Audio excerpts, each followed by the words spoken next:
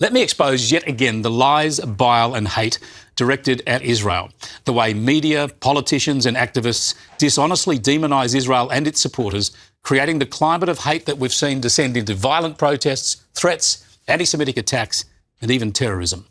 Let's start with this disgusting call to arms on Monday night. From Gadigal to Gaza, globalise the intifada. One more time. From Gadigal to Gaza, globalise the intifada. Yes, that was former Australian of the Year, Grace Tame, calling for an armed uprising against Israel and Jews in Australia, around the world and in Israel. Tame has now tried to defend herself.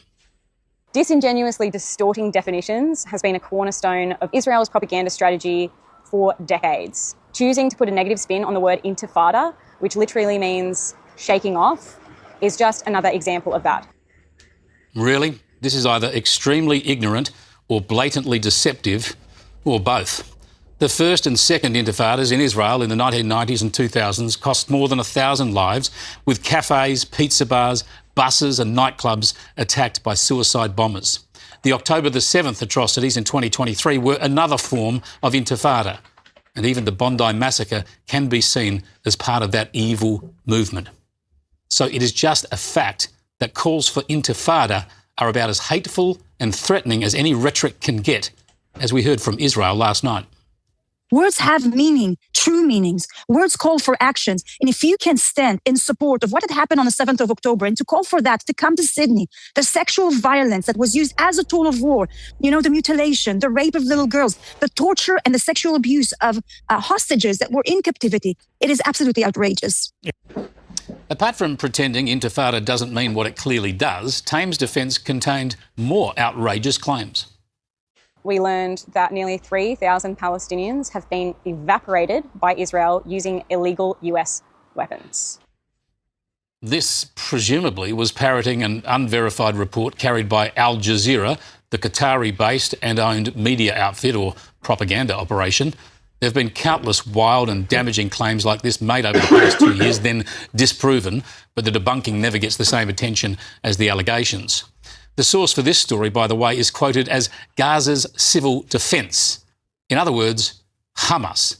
They are quoting, and Tame is repeating, anti-Israel and anti-US propaganda directly from one of the world's most grotesque Islamist terrorist outfits. But there's more.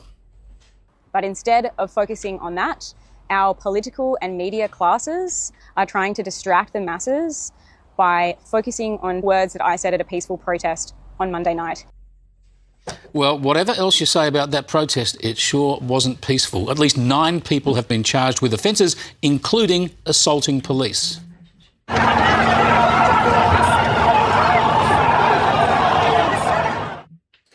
Yeah, if that was a peaceful protest, I'd hate to see a violent one. Tame referred to unprovoked police brutality, and she tarred Israel with claims of genocide, apartheid and the slaughter of civilians. All the usual blood libels, all wrong, all repeated often. On Monday night, tens of thousands of peaceful protesters gathered to decry the arrival of Israel's President, Isaac Herzog, who himself stands credibly accused of war crimes, including inciting genocide and advocating collective punishment. This lie about genocide and collective punishment bears some scrutiny. We hear it all the time as a slur against President Herzog. The ABC loves it. It comes via the UN and has become accepted wisdom across much of the media. The UN Commission of Inquiry named you as having incited genocide. That was in October 2023, where you said all Palestinians were responsible for October 7. I know you have walked back that statement. Let's talk about October 7. No one disputes. No, I walked back that statement on the moment of the interview. During the interview. Of course, that there are many innocent Palestinians. Yes. It was a total lie of that inquiry committee, which is totally politicised, like many other international organisations, unfortunately. Yes. Yeah, Herzog says he was misquoted and misrepresented by the UN Commission, and that's been used against him. What if he's right? What does that say about the UN, the media and the activists? Well, we have quite a bit of that press conference from October 2023, just days after the horrible attack on Israel from Gaza, when Hamas terrorists and, importantly, Gazan civilians flooded into Israel to rape, slaughter, kidnap and loot.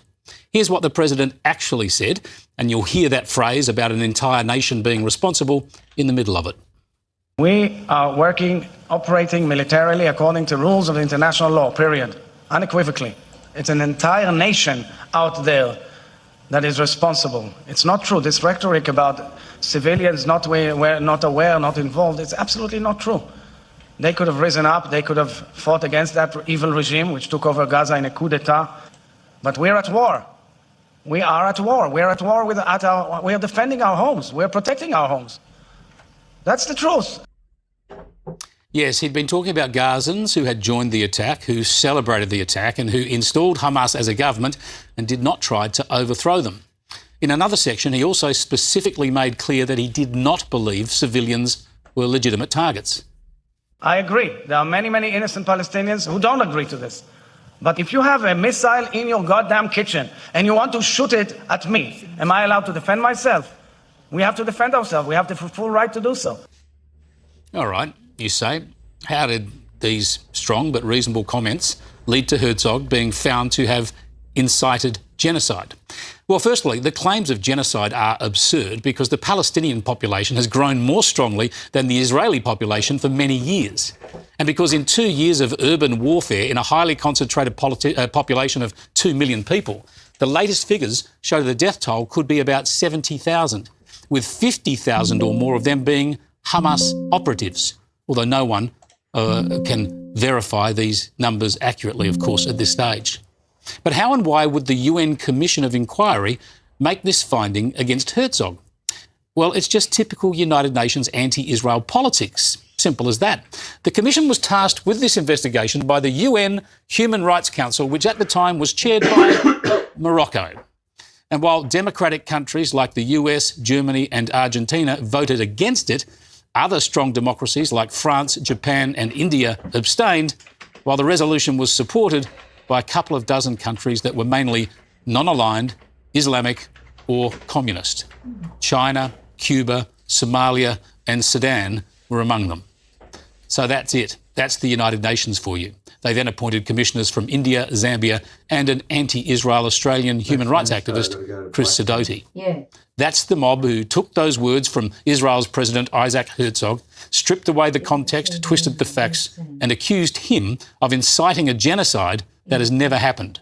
And hateful politicians and activists, along with foolish activists and politicians and media, of course, they repeat it all incessantly and unquestioningly, demonising Israel and turning people against Israel and its supporters. It's a tragic and malevolent example of misinformation. Now, I can't do much to stop this, but I can strip away ignorance as their excuse.